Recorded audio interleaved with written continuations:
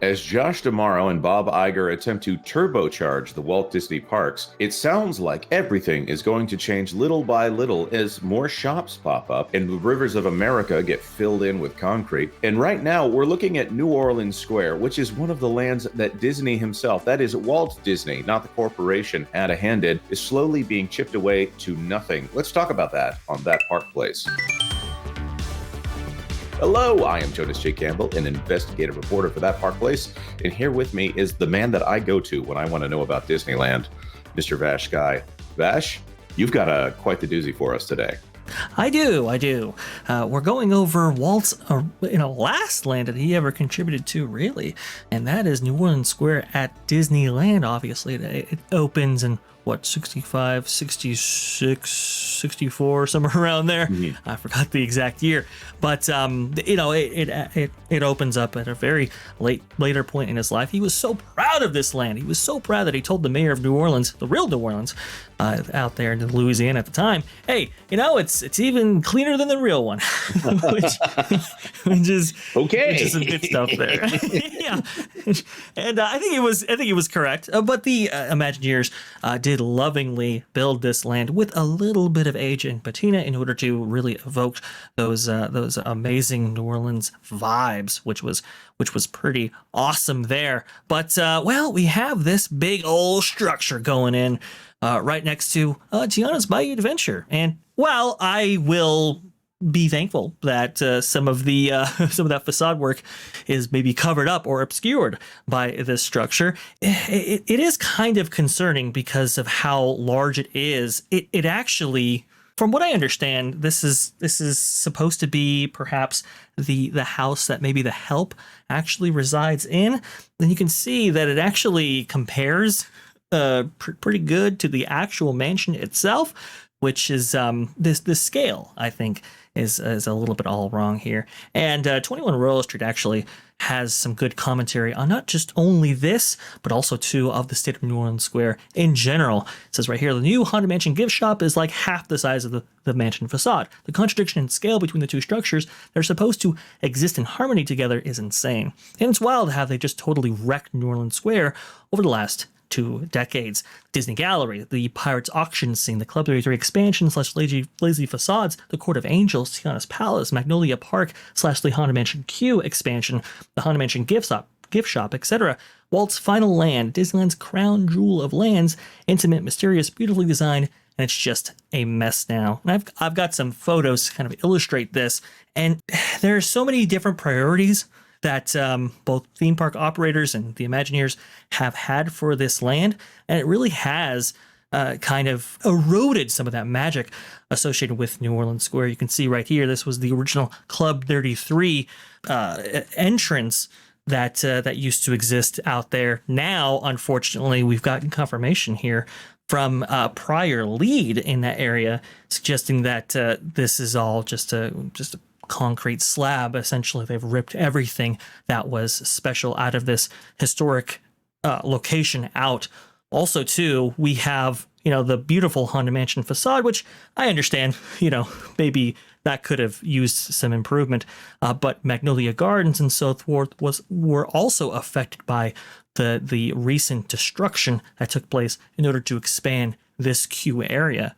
And then going even forward into the attractions themselves, for example, we have like the Court of Angels that was taken from New Orleans Square and set aside for Club 33 members only. The only way you can actually see this area, which Walt Disney was very proud of to include in New Orleans Square. Right. Now I that's seem to remember some Tiana photos that were taken specifically in this court right here. Yeah. I mean, it was a staple of New Orleans Square, and now that's been taken away. We can see right here these Fantasmic Terraces and so forth that used to provide elevated views for the show and were beautifully incorporated in this area.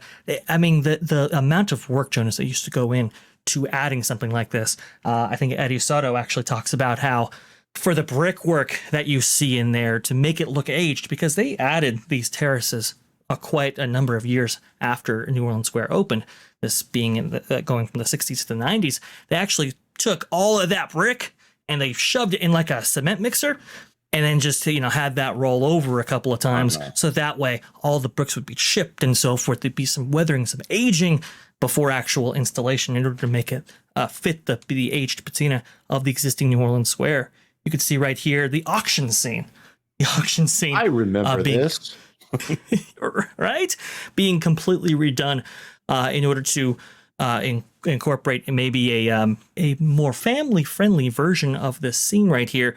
But again, that's another priority, right? So you have, the priority of traffic, you have the priority of the Disney brand, and then you also have this idea that, we have to increase revenue for this area. So that's where you get the Club 33 changes that incorporate the Court of Angels, for example. That's where you get the big shop there. It's all done a lot of damage to this prior jewel of a land. Right. Well, gone are the idea of creating a land and then putting something in it that is inspiring. Now the entire land has to be a single thing.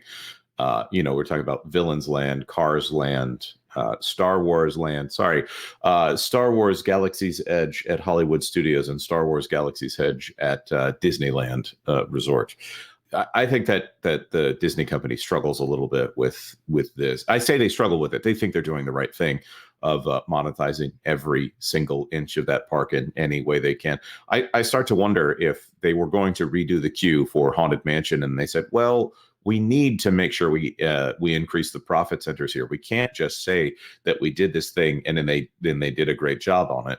So they have to increase the size of the gift shop. Now, I'm not going to try to say the silly thing, which is that Walt wasn't as concerned about gift shops.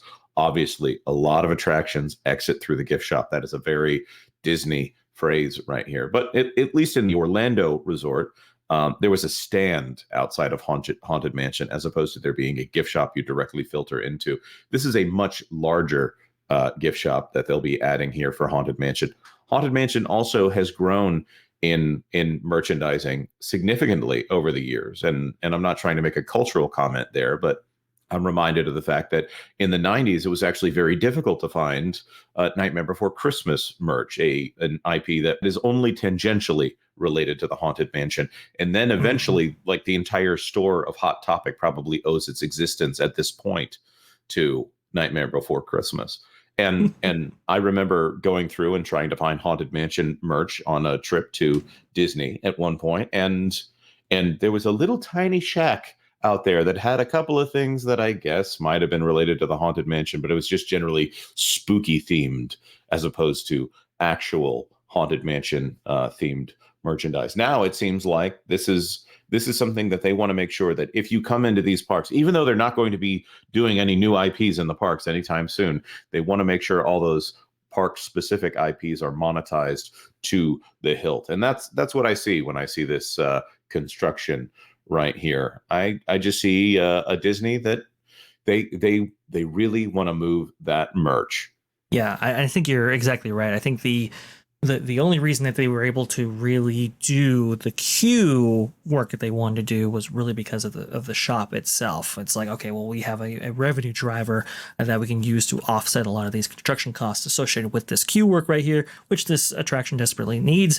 As we've talked about before, a lot of that is to do with disability access. A lot of that is to do with virtual queuing and so forth. So like there were reasons to do that, but it came obviously at a cost. And you are correct. I mean, Haunted Mansion merch has become a huge revenue driver for the company. I believe of all of the non-IP attractions that they currently offer, Haunted Mansion, I think, is the highest performing one in terms of merchandise. So there is reason to add a shop, whether it be in Orlando or for years they've wanted one in Disneyland. It's just, wow, that is an incredibly big facade and a huge footprint for what is a very high trafficked area, and one that, the scale of New Orleans Square, anyway, was very essential in order to create that certain magic associated with that land. And when you add a structure like this that is so out of scale, it is so relatively out of place, it really does kind of take away from some of that magic that we talked about before.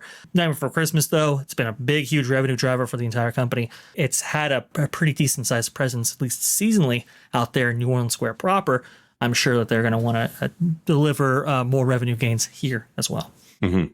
Now, I would say out in Orlando, they have Liberty Square, which I think between New Orleans Square and Liberty Square is probably the more in danger of the two Mm. there, because the company itself, I don't know that they're crazy about the 1776 era, despite benefiting quite distinctly from it. I think Hall of Presidents, we've talked about the fact that that one, depending on how November of this year goes, who knows how they'll want to switch up that ride or not switch up that ride, depending on how the election in the United States goes. I think that Disney is having a bit of an identity crisis here as they try to go and be more like Universal Studios, or what they perceive Universal Studios to be. And having this quote unquote high class area here, where it seems like the only improvements they're willing to do are to cater to people who are willing to drop down even more money once they get in the park. It just makes me a little bit sad that there probably won't be new things put into these parks that are just delightful unless they have a dollar value attached to them. It's so sad. It really is tragic that we're coming to this point where even the castle parks aren't insulated from some of the priorities of the modern Walt Disney Company, especially when it's associated with these parks and how it compares to Universal and stuff. I heard somebody on Twitter say, the green spaces, the greenery associated with castle parks is what makes them what they are. And that getting rid of something like Rivers of America is such a tragic thing, because now it takes a castle park like Magic Kingdom closer to, like, I don't know, Hollywood Studios, for example. It makes it less special. It makes it less refined. It makes it less distinctive from its other theme park counterparts. Not just within the Disney portfolio, but also to the other theme park proprietors around them. I don't know. I look at something like New Orleans Square, this just amazing jewel of a land. I look at something like Rivers of America out there in Magic Kingdom, Liberty Square, and so forth. And I just think these are amazing. These are great. These are perfect. Why touch them? Why do more damage to them? Because you end up stripping them of their ultimate value and worth. I totally agree. It's what makes Disney different, and they're slowly going towards the average of all theme parks. It may take them a little while to get there because they started from so high, but this is what we've come to expect from current Disney. I hope that they I hope they understand what's going on here, and that this isn't just meh, meh, I don't like the thing, meh. It's just, come on, Disney, really, really. Try to put some preservation on this. Don't keep Walt Disney only alive for the people who are paying more than $10,000. Sorry, significantly more a year over there in Club 33, and give them this facade of being Disney acolytes over here. Keep the dream of Walt Disney alive for even the little kids who are getting in for $50 with your little special discount here. That being said, Vash, is there anything we need to throw in here before we wrap this up? One last thing I'll throw in here just for all of you Splash Mountain fans out there. I found this tweet, and it just really is emblematic of this video, actually.